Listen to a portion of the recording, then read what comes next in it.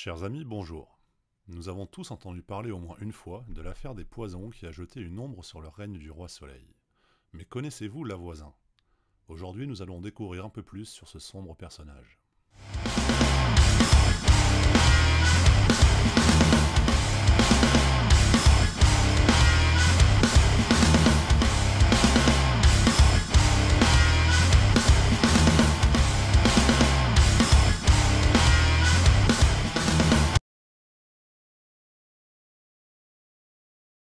L'itinéraire de Catherine Deschet, épouse mon voisin, dite Lavoisin, nous entraîne dans l'univers du sous-prolétariat parisien.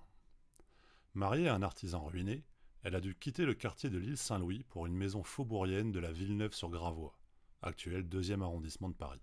Elle glisse progressivement des pratiques divinatoires issues de la dévotion populaire à des actes criminels comme des avortements clandestins, la fabrication et la vente de poisons, ou encore l'organisation de messes noires. Elle fournissait aussi, dit-on, des enfants pour des cérémonies sacrificielles. Personnalité charismatique et dominatrice, elle attire sans peine des clients issus de la haute société. Fière de sa réussite, elle donne ses consultations revêtues d'une robe d'empereur en velours cramoisi semé d'aigles à 2 têtes en fil d'or. Elle dilapide ses gains en mangeailles et beuveries, et chose pas franchement maligne, elle se vante, lorsqu'elle a bu, d'avoir une clientèle si huppée et de l'efficacité de ses sortilèges.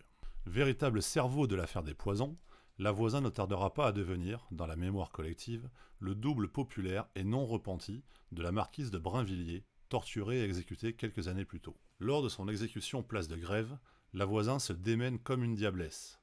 Un spectacle inoubliable pour les Parisiens. Spectacle que dans une lettre à sa fille le 22 février 1680, Madame de Sévigné relate comme suit. « À Notre-Dame, elle ne voulut jamais prononcer l'amende honorable. Et devant l'hôtel de ville, elle se défendit autant qu'elle put pour sortir du tombereau. On l'en tira de force, on la mit sur le bûcher, assise et liée avec du fer. On la couvrit de paille. Elle jura beaucoup.